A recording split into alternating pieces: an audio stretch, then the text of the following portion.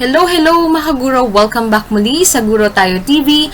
Kung bago ka pa lang po sa aking channel, please consider subscribing. It really helps a lot for this channel. And sa mga nakapag-subscribe na po, thank you so much. I really appreciate that. So, kayo po ba ay nasa Objective 10 na at hindi alam kung paano isusulat yung reflection form? I hope panoorin mo tong video na ito and I hope makatulong ito para makasulat ka or makagawa ka ng teacher reflection form sa Objective number 10. Objective number 10, adopted and used culturally appropriate teaching strategies to address the needs of the learners from indigenous groups. So, IP naman this time ang pagtutuunan natin ng pansin. For the context, for prompt number 1, below is an assessment activity for a class of 30 learners, 5 of which belong to an indigenous peoples group or IP group. Evaluate the appropriateness of the activity to your learners. Write your response in this form. So again, please limit your response to 500 words. Yan, ito yung ating direction. For your assessment, research on the following roles in your community by asking your parents or anyone with knowledge on these roles. Choose from set A and set B. Explain why these are important roles. Okay, so ito yung ating context sa reflection. Ito yung assessment form na or assessment strategy na bibigyan natin ng reflection. So, I'm going to show you my reflection. So, kasing haba siya nung reflection natin sa number 9.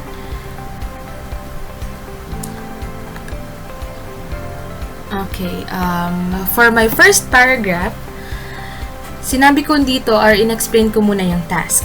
Sabi ko, the task given to the students is to research on the roles of the given workers in the community by asking their parents or anyone with knowledge of their roles. It is divided into two sets. The set A used the terms which are familiar to the modern community, while set B used the terms that are familiar in the older or indigenous community. So, I explained first kung ano yung binigay. So, ano yung pagkakaunawa ako sa assessment na binigay. Ano po? So that yung magbabasa nito, alam ko na yung binigay ni assessment form ay merong para sa indigenous community. Okay. The next paragraph.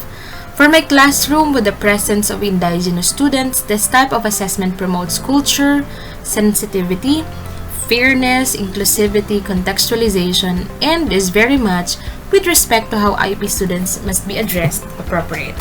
So, ito na yung aking very general assessment or evaluation sa binigay na assessment. Sabi ko, ito ay very much appropriate. With respect, of course, to how IP students must be address. So, nag-assess na ako agad. Sa second paragraph ko pa lang, meron na akong assessment. And sa mga succeeding paragraph, i-explain ko kung bakit. So, ito, this kind of assessment is very appropriate to my classroom which has indigenous students because it acknowledges the culture of these learners. So, tayo naman pag nag-deal tayo or pag nagtuturo tayo na merong indigenous people, dapat culturally sensitive and responsive yung ating classroom. And so, according to an article, ways of teaching and engaging Aboriginal students, an effective classroom with IP students must be culturally relevant and responsive. So, it reflects to almost all of the journals na nabasa ko about teaching strategies for indigenous people. Yan. So, the assessment test reflects the teacher's knowledge and sensitivity to the culture of the IPs by including their own culture and vocabulary in the assessment test. So, in-evaluate ko na yung physical appearance pa lang ng test. Nakita ko na meron na siyang inclusion ng vocabulary and culture ng mga estudyante na nasa indigenous group. Further, the assessment also did not ask the learners to use technology to find out the roles of these people in the community, but instead the teacher asked them to utilize the community itself and the elders to provide the answers. Sabi ko dito, this hits two birds. One, the teacher acknowledges that not all students, especially IPs, have computers or gadgets to search for the answers. This is very much appropriate in teaching students from indigenous group? Well, because reality, actually, hindi naman lahat talaga ng estudyante, regardless kung nasa IP community or not, hindi naman lahat may gadget para makapag-research and may signal para makapag-research. And second, it involves community members, which is a very strong strategy for teaching indigenous students, according to CORF 2021.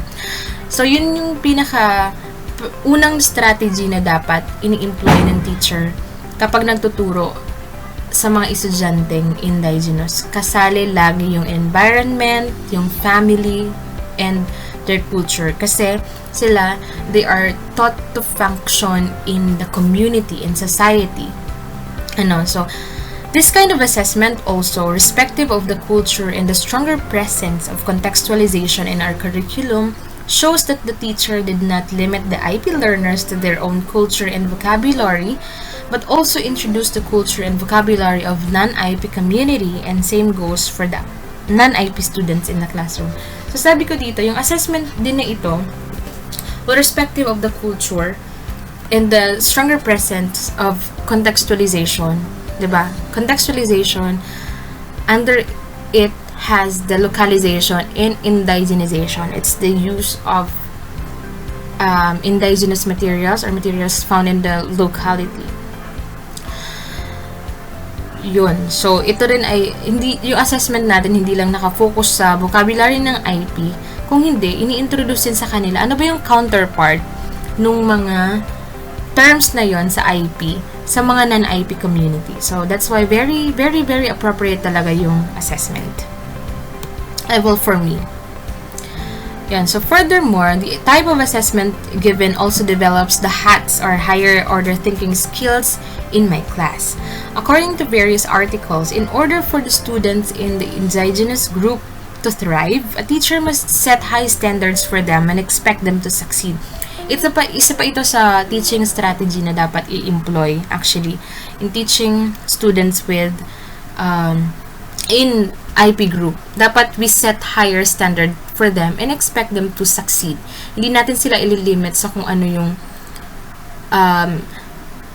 alam natin or ano yung perception natin na kaya lang nilang gawin. So, set high expectation for them and expect them to succeed. Isa yan sa motivation sa pagtuturo ng IP. Kahit naman hindi IP. So, it's true.